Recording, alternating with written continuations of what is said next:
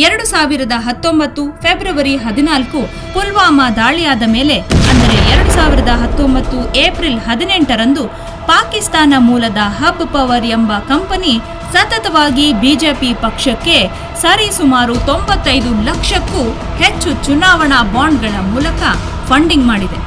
ಇಡೀ ದೇಶ 40 ವೀರ ಯೋಧರನ್ನ ಕಳೆದುಕೊಂಡು ದುಃಖಿಸುತ್ತಿದ್ದರೆ ಪಾಕಿಸ್ತಾನದಿಂದ ಬಿಜೆಪಿ ಖಾತೆಗೆ ಹಣ ಬರ್ತಾ ಇರೋದಕ್ಕೇನಾ ಪುಲ್ವಾಮಾ ದಾಳಿ ಆದರೂ ಸರಿಯಾದ ತನಿಖೆ ನಡೆಸಲಿಲ್ಲ, ಆರೋಪಿಗಳು ಸಿಕ್ಕಿಲ್ಲ.